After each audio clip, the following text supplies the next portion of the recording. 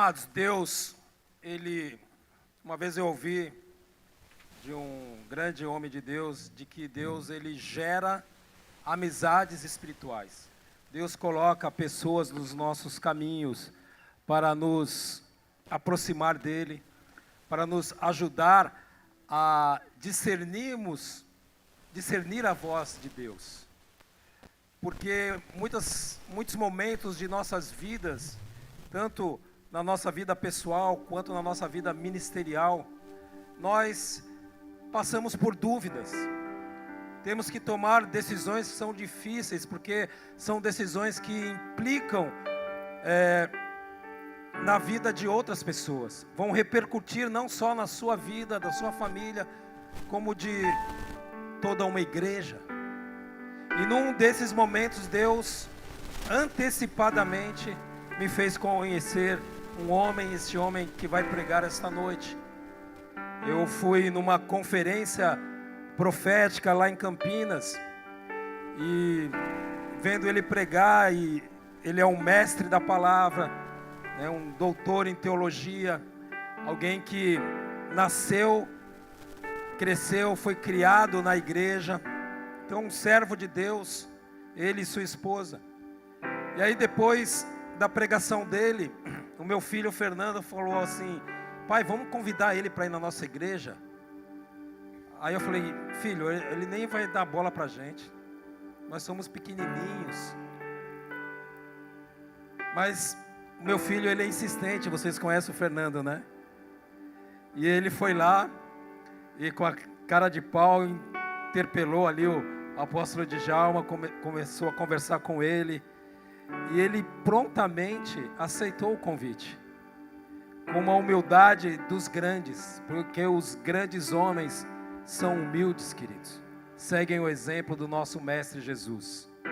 Então eu quero que a igreja receba este grande amigo esta noite, com uma salva de palmas a Jesus, apóstolo Djalma Toledo, fundador da comunidade cristã Verdade e Vida, presidente do Remir,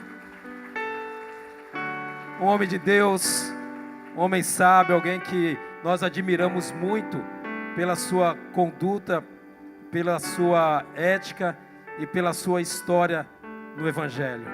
Apóstolo, o altar é seu.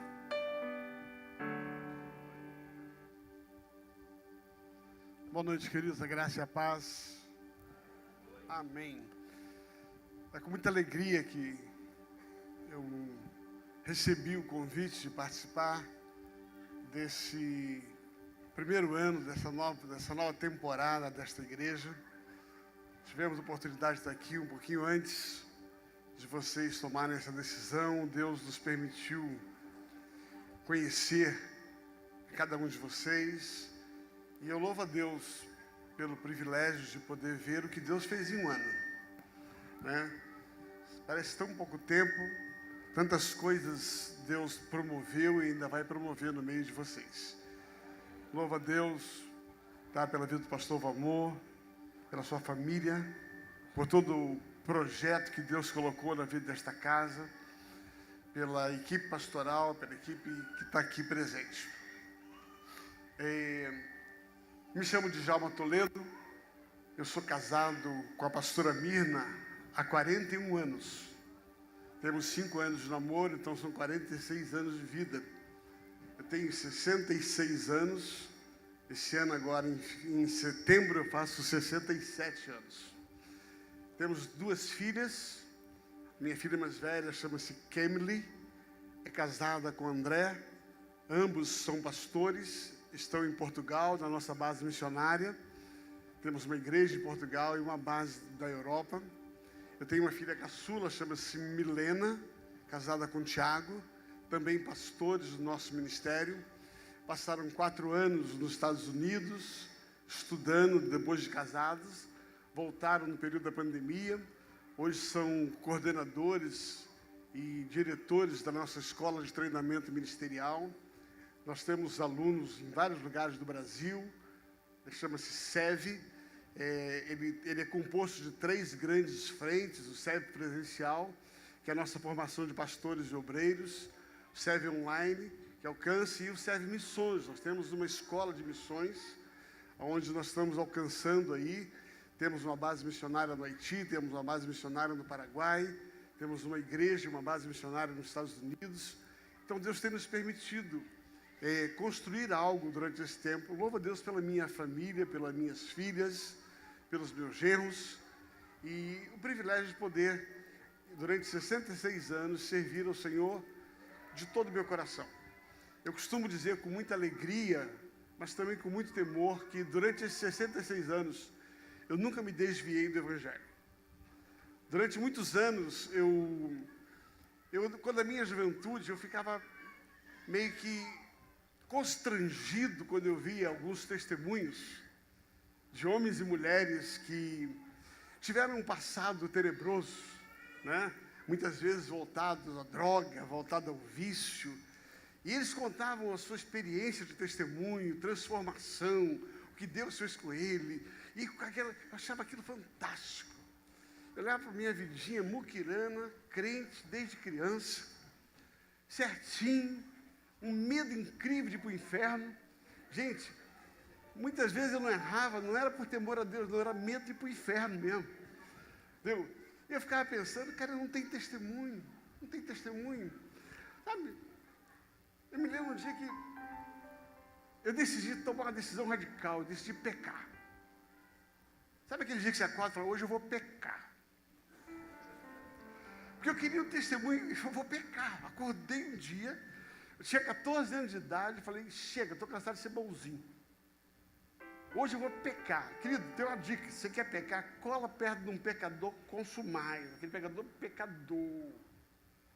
Sempre tem um, fácil de desviar você. E eu conheci um. Eu cheguei perto do Ronaldo, falei, Ronaldo, quero pecar. Ele falou, você, meu apelido era Vara, você, Vara. Eu falei, não, estou cansado de ser bonzinho, quero pecar. Ele falou assim, para você pecar, você vai ter que fazer tudo que crente não faz.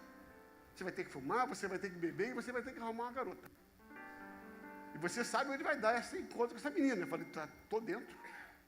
14 anos de idade, os hormônios assim, ó. Né? Ele falou, vamos começar fumando. Eu fui para trás da quadra de esporte da escola. Ele falou assim, fuma aí. Quando eu dei aquela tragada, aquele cigarro entrou, comecei a tossir, falei, esse pecado é muito ruim. Desse pecado eu não gostei. Gente, eu não estou contando história, eu estou falando a verdade para vocês. Ele falou, então vamos para o segundo pecado, vamos beber. Eu morava no Rio de Janeiro, Zona Sul. Ele falou, vamos fazer uma corrida na praia do Leblon, até Arpoador, no sol quente.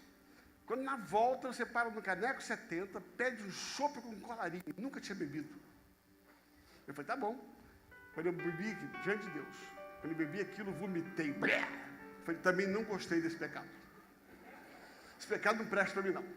Eu estava muito ansioso pelo último pecado.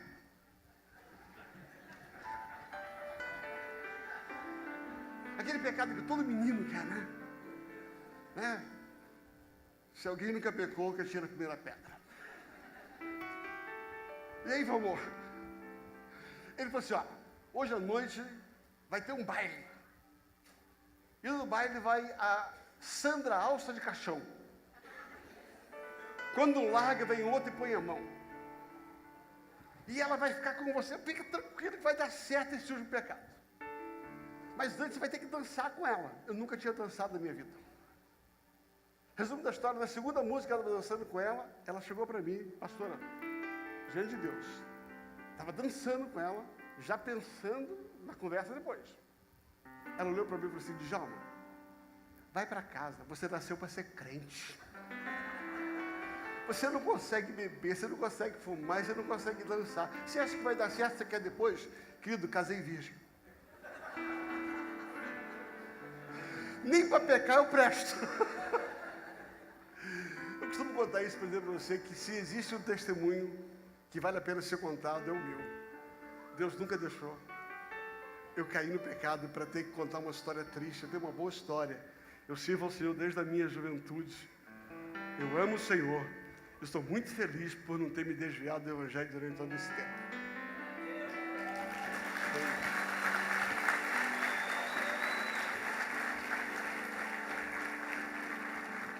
Pastorei uma igreja em São Paulo e tem sido um tempo muito precioso ali. Há 15 anos nós coordenamos uma igreja com uma equipe ministerial, chama-se Comunhão Cristã Verdade e Vida. E é uma alegria poder estar aqui mais uma vez nessa noite. Queridos, no mês de setembro deste ano, eu estava pregando numa conferência em Porto Seguro, chamada Conferência da Independência, onde vão alguns pregadores dessa nação. E quando eu estava para ir para a conferência, eu saí do hotel, eu tive um mal-estar, eu passei mal e cheguei na conferência, sabe, bem cansado. Na hora de pregar eu estava enjoado, terminei a conferência muito cansado, fui para a sala VIP, o cheiro da comida me enjoou. Resumo da história, eu fui parar no hospital naquela noite, dia 6 de setembro, lá em Porto Seguro. Descobri que eu tinha uma úlcera estruturada. Essa úlcera havia estourado e eu estava com sangue pisado, eu estava começando a ter uma infecção. E por 3 dias eu fiquei na UTI. A biópsia dessa úlcera deu um câncer no estômago. E aí, no mês de outubro, nós começamos um procedimento cirúrgico que levaria 2 horas de cirurgia de forma robótica, cortaria parte do estômago. E depois de 2 dias, a previsão era que eu voltasse para casa. Um dia antes de retornar para casa, eu tive uma complicação cirúrgica, eu tive um problema cardíaco, tive que tomar uma medicação, essa medicação anticoagulante, para que eu não tivesse um AVC. Ela acabou abrindo a cirurgia. No dia seguinte, eu estava com uma infecção total, abdominal, profunda. Eles tiveram que me levar para o centro cirúrgico, abrir, agora de cima e embaixo, e tirar aquele sangue pisado. Quando eles abriram aquela cirurgia, meu rim parou. Eu sou deficiente renal há 14 anos, só tenho rim. E aí eles tiveram que trazer um tratamento. Eu entrei no hemodiálise. Resumo da história, por 24 dias eu fiquei entre a vida e a morte. Ou eu morria do coração, ou eu morria da cirurgia, ou eu morria do rim. Foram 3 intubações, 5 cirurgias, 4 hemodiálises durante a cirurgia. Momentos muito difíceis, muito difíceis. Foram momentos de muita tensão para a família, muita tensão para a igreja. E houve um determinado momento em que eu senti que eu não ia viver mais. Eu sou uma pessoa muito positiva, eu sou uma pessoa muito para cima. A minha resiliência é muito elevada. Mas dado o quadro, eu senti que não ia, e eu comecei a me desanimar quando o médico me procurou e falou: Djalma, ainda que você saia desse quadro, é muito difícil você sair. O seu quadro é complicado, acerta uma coisa, estraga outra, e nós não estamos conseguindo achar um meio. Se mexe para acertar o coração, acaba o rim, se mexe com o rim, abre a cirurgia. E se você conseguir sair disso, você vai ficar preso a uma máquina de hemodiálise pro resto da sua vida.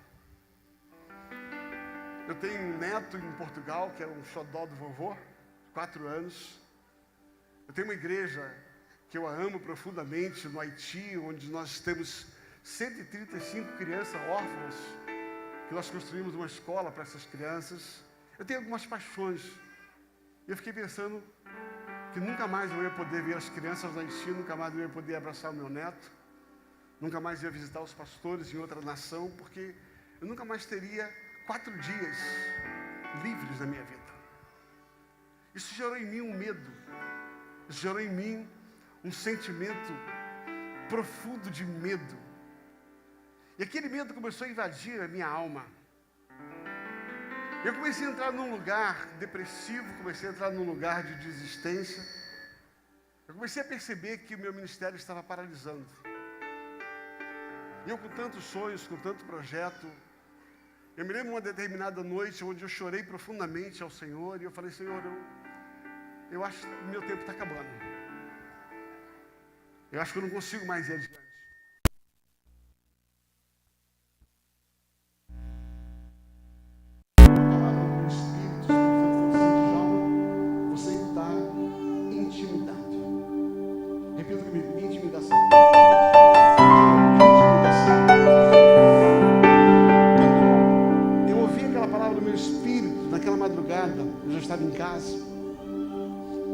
Você está intimidado. lembrei de um livro que eu li. Quando eu estava lendo o primeiro capítulo daquele livro a respeito desse tema, o Espírito falou comigo: para de ler o livro e vai para a Bíblia. E descubra por que os homens da Bíblia também passaram por intimidação. E descubra como é que eles saíram desse lugar de intimidação. A partir dessa leitura, o Senhor começou a colocar um depósito dentro de mim. Eu estou pregando uma série de mensagens sobre esse assunto. Eu quero hoje introduzir uma dessas mensagens com você. A palavra intimidação significa medo, paralisação. Eu nasci numa comunidade carente no Rio de Janeiro, nasci no Vidigal, na favela do Vidigal. E eu me lembro que homens muito fortes se rendiam perto de marginais, raquíticos, porque eles produziam medo, eles produziam intimidação. Sabe, a intimidação é uma ação externa ou interna que entra dentro de você e te leva a um lugar de caverna, te leva a um lugar de covardia, te leva a um lugar de medo. Coisas que acontecem na sua vida e na minha vida, que a tendência da intimidação é te paralisar, é interromper a tua vida, ou pelo menos diminuir o teu ritmo, interromper aquilo. A intimidação pode vir por uma enfermidade, como era o meu caso. A intimidação pode vir por uma traição. A intimidação pode vir pela perda de um emprego. A intimidação pode vir por uma decepção ministerial. Pode vir por alguém que tentou propositalmente te paralisar. Ou, não propositalmente, mas você aceitou a intimidação. Resumo da história, eu quero dizer para você que todos nós, de alguma maneira, estamos vulneráveis à intimidação. A intimidação é uma ação externa ou interna, produzida por coisas legítimas, mas que só acontece porque eu aceitei elas dentro do meu espírito. A minha alma acolheu a intimidação. Entenda, as pessoas podem ter direito de tocar no seu corpo, podem ter direito, e elas podem até tocar no seu dinheiro. As pessoas podem tocar no seu patrimônio, na sua família, mas nas suas emoções só toca quem você deixa. Eu vou repetir. Nos seus sentimentos, ninguém tem poder de tocar, a não ser que você dê esse poder.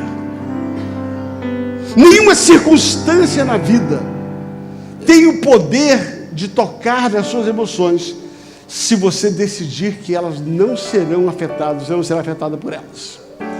E o Senhor começou a me trazer, a primeira coisa que Deus começou a me mostrar é a origem da intimidação na Bíblia. Como foi que nasceu a intimidação? E quem é o pai da intimidação? Vá comigo até Gênesis capítulo de número 3. Gênesis capítulo de número 3. A partir do verso 8, vai dizer o seguinte. Eu vou ler na NVT, nova versão transformadora, mas você pode usar a versão que você quiser. NVT vai dizer assim, Gênesis capítulo 3, verso 8. Quando soprava a brisa do entardecer, o homem e a sua mulher ouviram o Senhor Deus caminhando pelo jardim e fizeram o quê? Se esconderam dele entre as árvores. Repita comigo, se esconderam. Então o Senhor Deus chamou o homem e perguntou: onde você está? E ele respondeu: ouvi que estavas andando pelo jardim e me escondi. Tive medo, pois estava nu. Quem lhe disse que você estava nu? Perguntou Deus. Você comeu do fruto da árvore que eu lhe ordenei que não comesse? Queridos, aqui está a origem da intimidação e o pai da intimidação. Você conhece a história? Deus havia estabelecido uma aliança com Adão e Eva, e eles estavam debaixo de um relacionamento para com Deus. E a Bíblia diz que todo fim de tarde, todo entardecer, Deus descia para conversar com Adão e Eva, a fim de saber o que estava acontecendo na criação, os nomes dos animais. A Bíblia vai descrever um relacionamento saudável, gostoso com o Pai. havia um propósito profético sobre o homem. Gênesis capítulo 1, versículo 26 a 28, vai dizer que Deus instituiu o homem, deu a ele, homem e mulher, autoridade sobre as plantas, autoridade sobre o mar. Deus disse: eu farei você, frutificarei, eu multiplicarei, e você vai encher a terra. Havia um propósito profético para a vida do homem quando ele se relacionava com Deus. Havia um caminho que Deus havia traçado para a vida do homem, e esse caminho estava indo muito bem.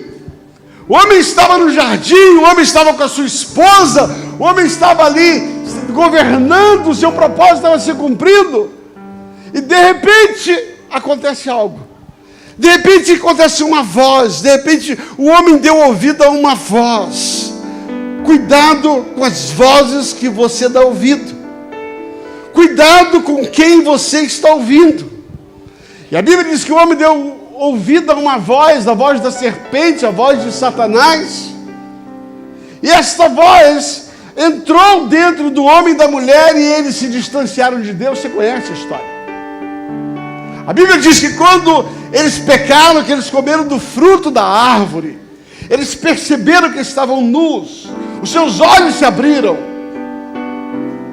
e de repente eles ouvem que mais uma vez, no fim da tarde, como era antigamente, Deus foi encontrar o homem. Só que dessa vez o homem não estava no lugar de encontro. Dessa vez o homem estava escondido. O homem se colocou atrás de uma árvore. A Bíblia diz que eles procuraram uma árvore e eles se esconderam de Deus. Um dos grandes sinais de que você está intimidado é quando você descobre lugares para tentar se esconder. Eu vou repetir. Todas as vezes que você está se escondendo, se isolando, é um sinal de que você está intimidado. É um sinal de que alguma coisa mexeu com as suas emoções e você se distanciou, você se isolou. Deus aparece para o homem e ele faz uma pergunta. Essa pergunta é muito central para você entender o que eu quero falar. Ele faz uma pergunta para o homem: Adão, aonde você está? Querido, pensa comigo. Sendo Deus onisciente, ele não sabia onde estava Adão? Sim ou não? Então parece que é uma pergunta que não faz sentido. Se Deus sabia onde está Adão, por que ele pergunta onde estava Adão? Porque não era Deus que precisava saber onde estava Adão. É Adão que precisava saber onde ele se escondeu. É Adão que precisava olhar para dentro de si e verificar em que lugar ele se meteu e por que ele se meteu nesse lugar. O que Deus queria com esta pergunta não era descobrir aonde estava fisicamente Adão, mas era que Adão se descobrisse aonde ele entrou. Que lugar, que voz deu a ele, que ele saiu do lugar de propósito e se escondeu.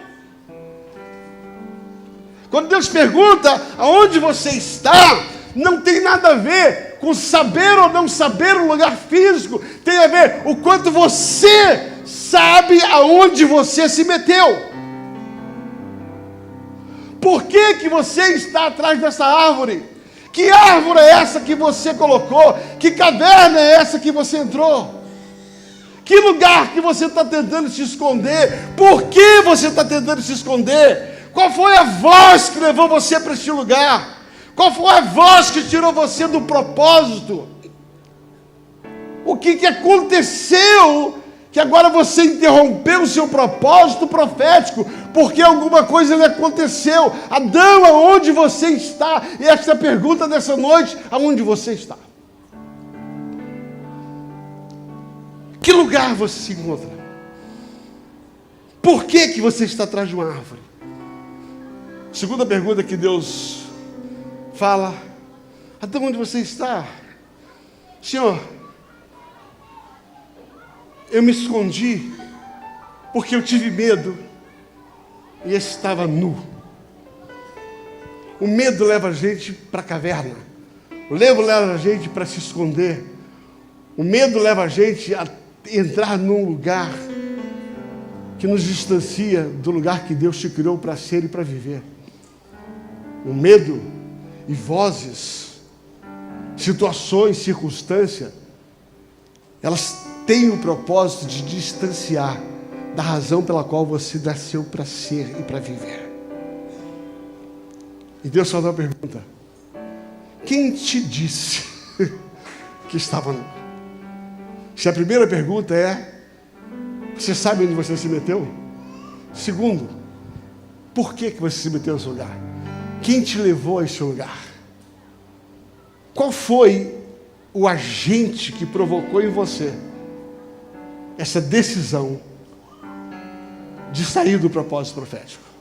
Ouça, queridos, essa é a especialidade do inimigo da nossa vida: criar circunstância, usar pessoas e usar situações que nós damos ouvido e nós nos sentimos desnudados. A palavra nu ali significa desnudado, desvestido, desprotegido. Quando você está nu, você está exposto. Adão falou assim: eu dei ouvido a uma voz e eu me senti descoberto. Eu me senti inseguro. E a maneira de eu tentar buscar uma segurança foi me esconder. As duas perguntas centrais do texto é: aonde você está? Você sabe onde você se meteu? Sabe onde você está hoje? Segundo, por que você está nesse lugar? Qual foi a voz que você ouviu? Qual foi a circunstância que te empurrou para esse lugar? Qual foi a pessoa que fez algo contra você, que levou você a tomar a decisão de entrar atrás de uma árvore? Há um outro exemplo na Bíblia Sagrada que talvez te ajude a entender aonde eu quero chegar.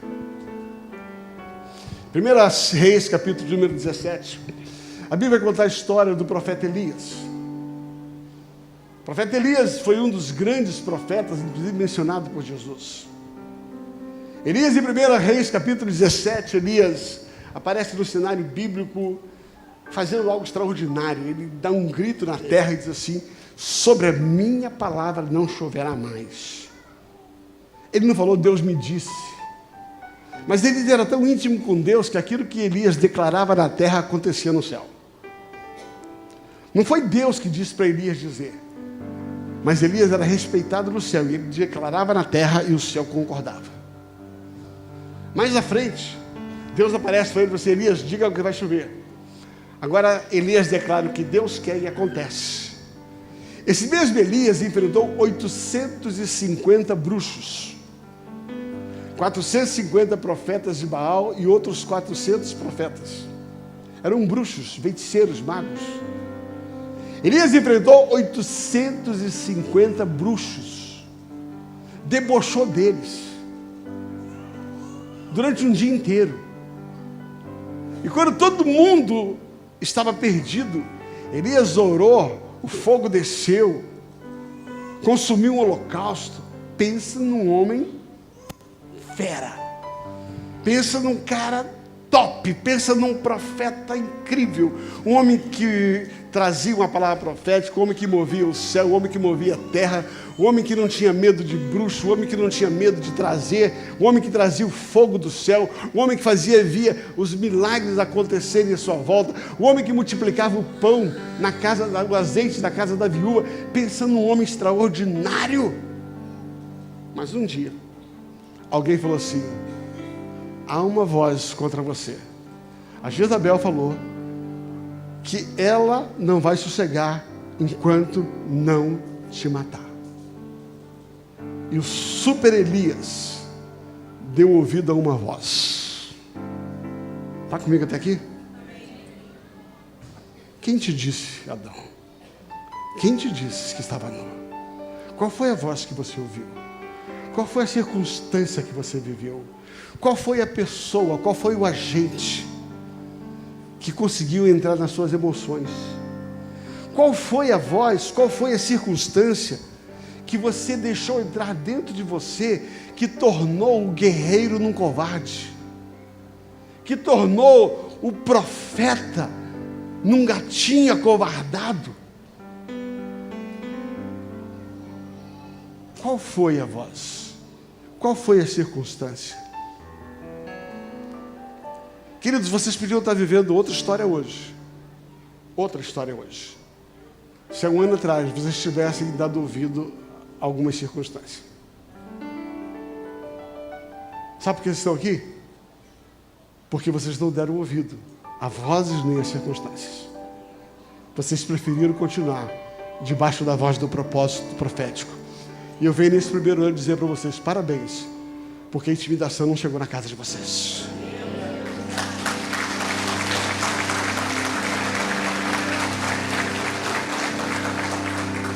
Vocês não procuraram uma árvore para se esconder.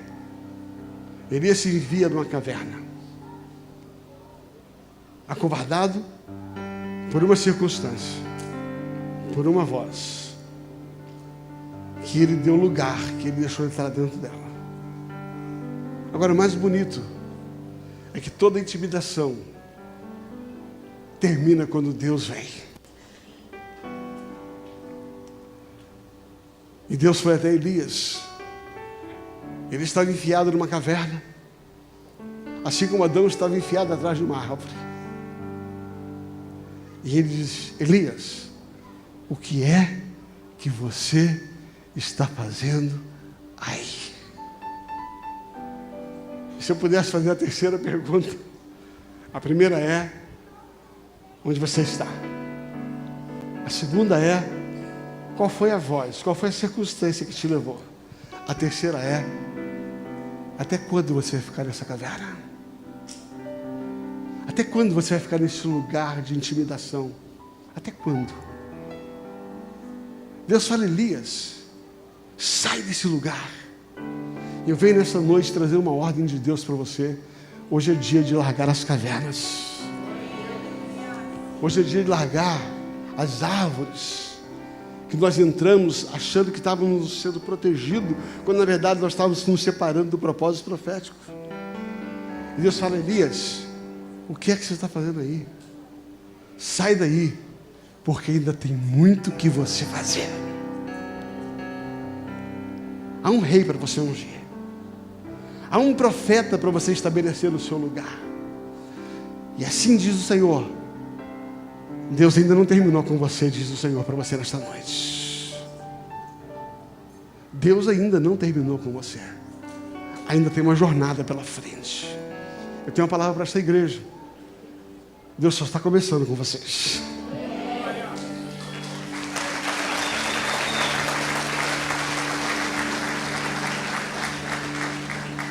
E obrigado, porque vocês não se meteram em caverna. Sabe, queridos, isso é muito mais sério, porque a intimidação, ela pode ter legitimidade. Ou seja, se explica por quê. Uma traição, uma perda, uma enfermidade, tudo isso é real. Ninguém está negando a razão pela qual muitas vezes nós nos sentimos intimidados. Eu estava ficando intimidado porque eu estava sentindo que o meu futuro não tinha mais futuro. Estou contando a minha experiência. Só que aquilo que está tentando te levar à intimidação, a voz que te levou, ela só prevaleceu porque você deu lugar a ela. Porque você aceitou ela dentro de você.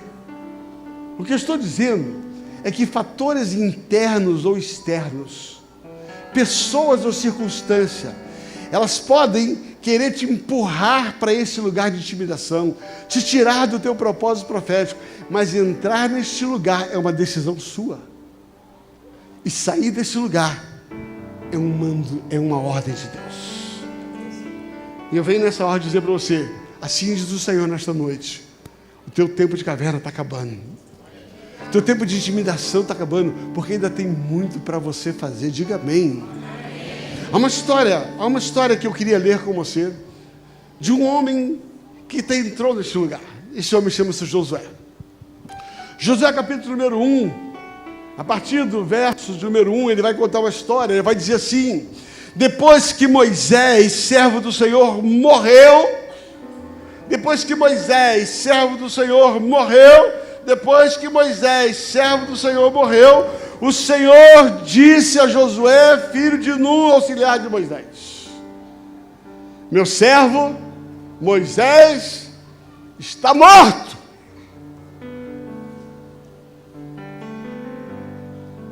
Não parece Deus parecendo para Elias na caverna? E ele disse assim: meu servo Moisés está morto. Chegou a hora de você conduzir todo esse povo, os israelitas, para atravessar o Jordão e entrar na terra que eu lhe dou. Eu darei a vocês todo lugar em que vocês pisarem, conforme prometi a Moisés, desde o deserto de Negueb ao sul até o monte Líbano, ao norte desde o rio Eufrates, ao leste no mar Mediterrâneo, ao oeste incluindo toda a terra dos hetitas. Enquanto você viver, diz o Senhor, ninguém será capaz de te resistir, pois estarei com você, assim como estive com Moisés. Não te deixarei, nem te abandonarei. Seja forte e corajoso, pois você conduzirá esse povo para tomar a posse da terra que jurei aos teus antepassados. Tão somente seja forte e corajoso. Tenha cuidado de cumprir toda a lei que meu servo Moisés ordenou. Não se desvie dela nem para a direita, nem para um lado, nem para o outro. Assim você será bem sucedido em tudo que fizer. Relembre-se continuamente deste livro da lei, medite nele de dia e de noite, para ter certeza de que cumprirá tudo que nele está escrito. Então prosperará e será bem sucedido em tudo que fizer. Agora preste atenção, esta é a minha ordem. Olha o que Jesus fala. Deus fala: esta é a minha ordem. Seja forte e corajoso. Não tenha medo. Não desanime, pois o Senhor teu Deus estará com você por onde quer que andares. Queridos, esse texto é um texto extremamente rico. Eu queria pegar aqui algumas lições da vida de Josué. Primeira lição: o que aprendemos para vencer as intimidações? Primeiro, você precisa entender o que realmente acionou o gatilho da intimidação. Qual foi o fato? Qual foi o que te acionou para esse lugar? A primeira coisa que você precisa chegar à conclusão foi isso. Enquanto você não admitir aquilo que te levou para a caverna, aquilo que te levou para trás da árvore, o que aconteceu? Quem era Moisés na vida de Josué? O líder. Presta atenção no que eu estou dizendo. Quem era Moisés? O exemplo. Quem era Moisés? O guia, o inabalável, o mentor. O homem que construiu, derrubou Faraó, abriu o Mar Vermelho, tirou água da rocha, 40 anos trouxe pão, trouxe proteção. Quem era Moisés? O ícone, a essência, a referência. Mas a Bíblia diz que de repente Moisés morreu. Eu não quero levar em conta porque Moisés morreu, mas simplesmente Moisés morreu. Rompeu-se. Josué ficou sem sua referência. Josué perdeu a sua referência, perdeu o seu norte. Agora, queridos, presta atenção. Josué era um homem corajoso. Josué foi aquele que, quando 12 espias foram olhar a terra prometida, 10 eram covardes. Josué era valente, falou: não, vamos lá. Quem são os gigantes? Deus vai poder com eles. Josué era aquele que enfrentava um exército sozinho. E mesmo desfavorecido, quando Moisés levantava a mão, Josué vencia. Moisés era corajoso, Josué era corajoso, Josué era guerreiro. Agora, de repente, esse homem corajoso, esse homem guerreiro, está sentado, prostrado, desanimado, sem cumprir o seu propósito profético. Queridos, o que aconteceu com Josué? O que levou Josué a esse lugar de corajoso para covarde, de guerreiro para um cara paralisado? O que foi que aconteceu? Qual foi o gatilho? A morte de Moisés. A perda da referência. E quando Deus observa que Josué estava paralisando o seu propósito profético, por causa de uma perda, por causa de uma pessoa, por causa de um líder que foi muito importante na vida dele, Deus foi lá e acordou ele e falou assim: Josué! Onde você está? Quem te levou para este lugar? Por que você entrou neste lugar? Por que você buscou essa caverna? Por que você paralisou? Josué, existe sobre você uma unção, existe sobre você um legado, existe sobre você um encargo de levar um povo a uma terra prometida. Deuteronômio 34 diz que quando Moisés impôs as mãos sobre Josué, a autoridade de Moisés veio sobre ele, e estava sobre ele o encargo de conduzir uma nação, um povo ao lugar prometido. E de repente, esse homem corajoso, debaixo do encargo profético, ele para. A morte de Moisés foi uma voz que Josué deixou entrar dentro dele, que estava paralisando o seu propósito profético. E é como se Deus voltasse, como ele fez com Adão, como ele fez com Elias, e perguntasse: Josué, o que você está fazendo parado aí, cara? Por que você parou? Parou por quê? Foi que Moisés morreu. Eu não sei o que Deus teria dito, eu digo eu, e o Kiko? E daí? Vai parar a tua vida? Vai interromper teu propósito profético? Por que você deixou essa intimidação entrar? Por que agora você está lamentando a morte de Moisés e parou a sua vida, parou o seu propósito profético? Por quê? Por que você deu lugar a essa voz? Então entenda qual é o gatilho que nos leva a esse lugar. Querido, era justo que ele estivesse sofrendo a morte do líder. Era justo que ele estivesse ali sofrendo a interrupção de uma história de relacionamento saudável, de um mentor, de alguém que costurou suas vestes. Ninguém está ignorando a perda, mas o que Deus está falando é: por que você entrou neste lugar, perdeu, levanta, vai em frente, tem um propósito profético para a sua vida, e assim diz o Senhor: sai desse lugar, porque ainda tem muito para você andar. Primeira verdade que você precisa é que existem gatilhos que nós acatamos dentro de nós, que nos leva a um lugar de paralisação, que nos leva a um lugar de interrupção de propósito profético. Agora deixa eu dizer uma coisa para você: o problema não está no que aconteceu, o problema está no que eu fiz com aquilo que aconteceu. Você está entendendo o que eu estou dizendo? O problema não está na Jezabel, o problema não está no Satanás, o problema não está na morte de Moisés.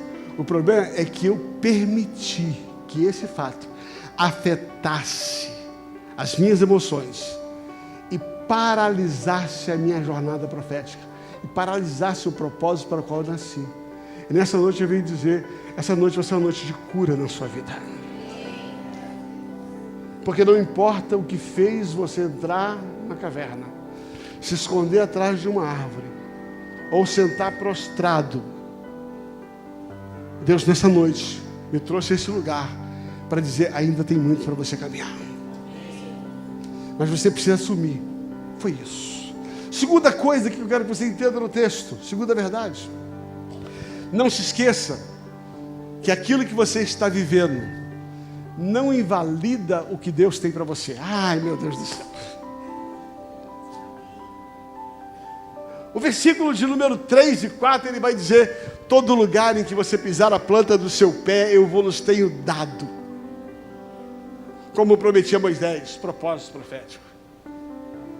No norte, do sul, do leste, do oeste, do poente, isso será o vosso limite. Deus está falando assim: ainda que você esteja parado, ainda que você esteja sentado, o meu propósito continua valendo na sua vida. O fato de você ter entrado nesse lugar não invalida o que eu tenho para você. O fato daquilo que você está vivendo, o que você permitiu viver, não interrompe o que eu tenho para você. Nessa noite eu quero dizer: Deus ainda não terminou com você. E aquilo que Ele prometeu vai continuar valendo. Terceiro lugar, entenda que você não está sozinho nessa batalha.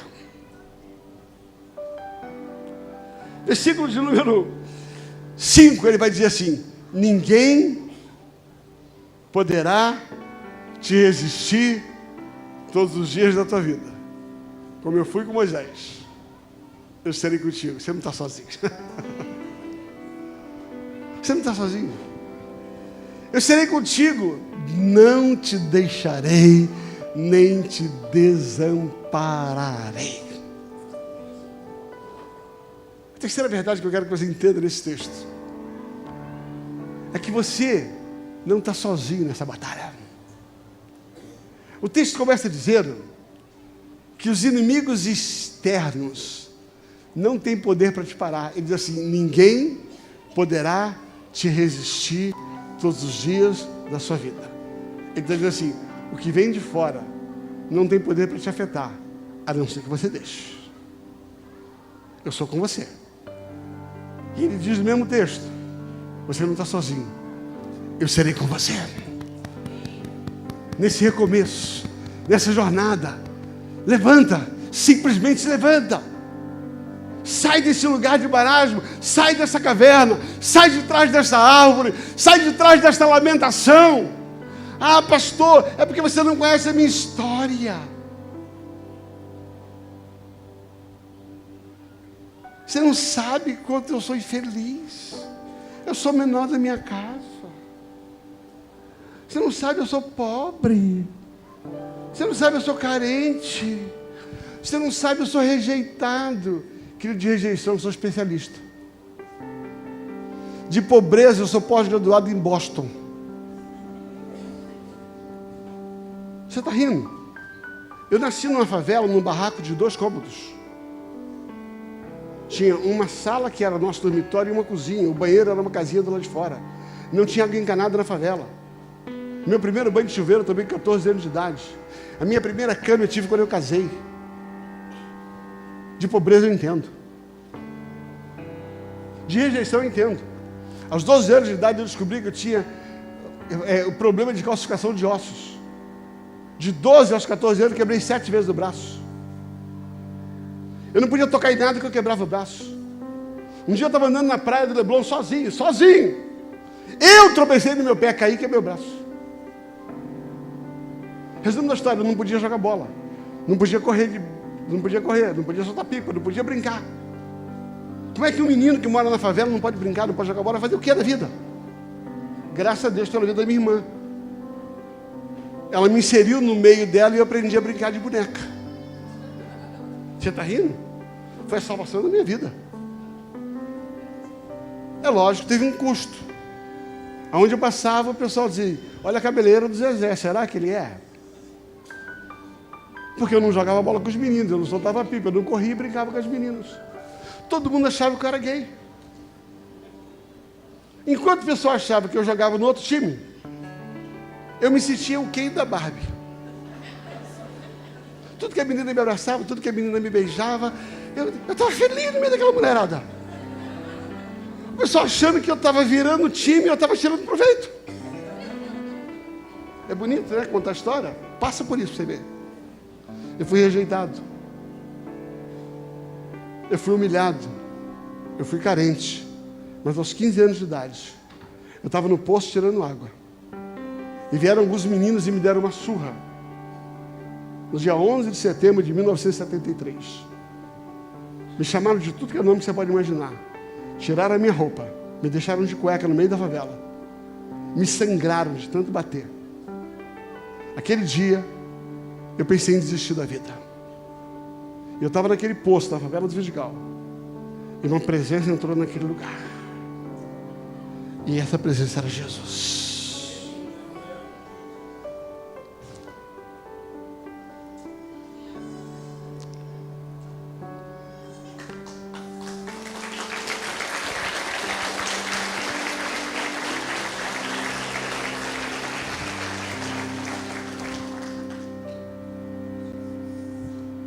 E entrou em mim uma paz tão grande, sangrando, só de cueca, humilhado. E eu lembrei de um versículo bíblico, João capítulo 15, versículo 16. Não foste vós que escolheste a mim, mas fui eu que escolhi você. E eu te nomeei para que vades desse fruto, e o vosso fruto permaneça. As lágrimas, a dor e o sangue se transformou numa missão. E eu saí do lugar de medo, de intimidação, para viver o que eu vivo hoje. Já andei por 83 nações. Já fundei 42 igrejas. Já ordenei 2 filhas do ministério.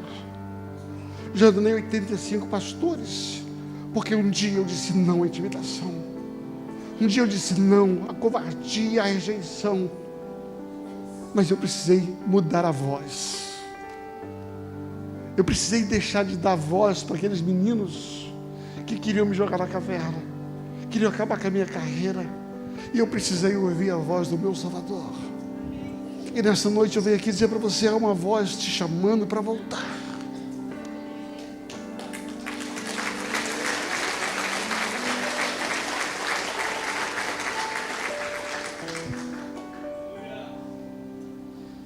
Se eu não tivesse visto, onde estaria hoje, pastor? Eu podia tentar tirar minha vida daquele poço. Eu pensei em fazer isso. Eu vi minha vida acabar naquele dia, aos 15 anos de idade, no dia do meu aniversário de 15 anos. Mas eu decidi mudar a voz que fala no meu ouvido. E daquele dia em diante, nunca mais. Isso foi aos 15 anos. Eu tenho 66. Tem 51 anos que essa voz de intimidação não alcança a minha vida. E quando na cirurgia essa voz tentou voltar, o Senhor me fez lembrar do poço. Eu estou aqui hoje para dizer para você, sai desse lugar. Sai desse lugar. Porque você não está sozinho. O Senhor é com você. Quarta verdade. Ressuscite o guerreiro que está dentro de você. Você não é um covarde. Talvez as circunstâncias tenham feito você um covarde. Talvez uma voz que você deu lugar levou você para um lugar de covardia. Mas você é um guerreiro.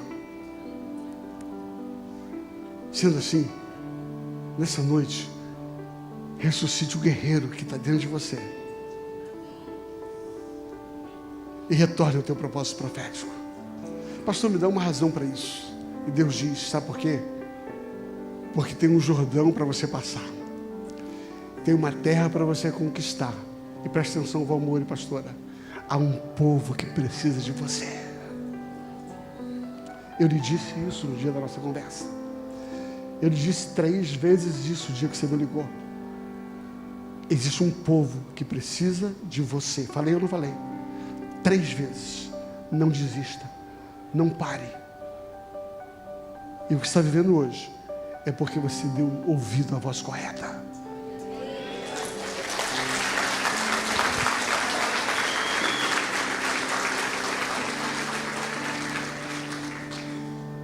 Ressuscite o guerreiro que está dentro de você. Eu estou quase acabando.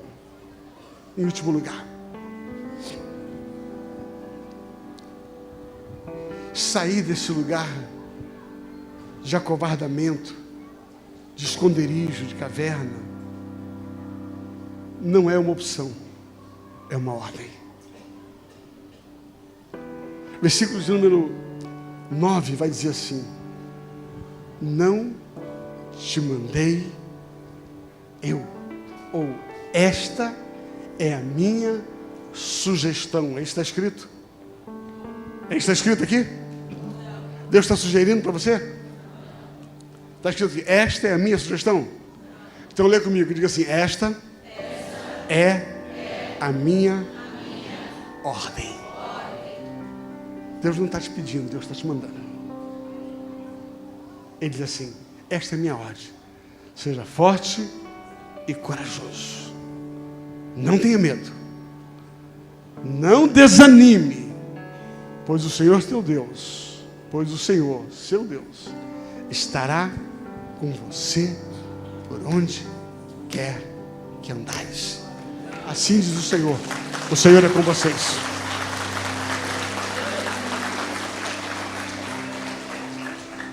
Mas a única maneira de ver isso é levantando, tirando as sandálias e pisando. Porque aonde você pisar, o Senhor te dá. Deus não vai te empurrar. Deus só está dizendo, ande. E onde você pisar vai ser teu. Assim diz o Senhor. Aonde vocês pisarem, Deus vai entregar para vocês. No Brasil, fora do Brasil. Porque Deus só está começando com vocês. Em nome de Jesus. Fique em pé, por gentileza.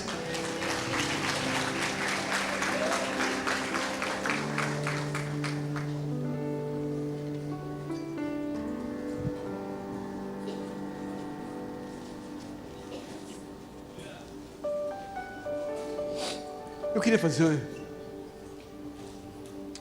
ministério de adoração, se puder estar aqui. Eu queria fazer algo nessa noite. Eu queria orar com você.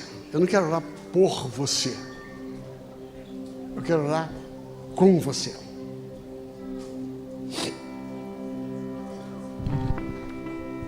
O primeiro ponto da minha mensagem é: você só sai desse lugar quando você assumir o que te levou para ele. Tem muita gente aqui no nosso meio que interrompeu uma jornada porque deu ouvido a uma circunstância, a uma voz lista. Não estou ignorando o que não aconteceu. Eu não estou dizendo que você forjou uma experiência e que isso gerou.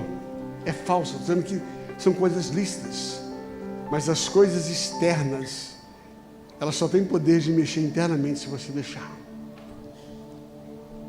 Talvez uma traição, uma doença, uma enfermidade, uma perda, uma morte, um distanciamento, um erro que você cometeu, como Adão cometeu. Ele cometeu o erro dele. Mas o Senhor vem em busca de você nessa noite. E Ele está dizendo: levanta-te, ressuscita o guerreiro que está dentro de você. Retorna, porque ainda tem uma jornada muito grande. E se você é essa pessoa que precisa hoje dar um passo de recomeço, se você é essa pessoa que entende que o teu propósito profético ainda tem uma jornada longa e você não está vivendo tudo que você tem para viver, enquanto adorarmos, eu queria que você viesse aqui à frente. Eu quero orar com você. Sai do seu lugar, vem aqui, por favor.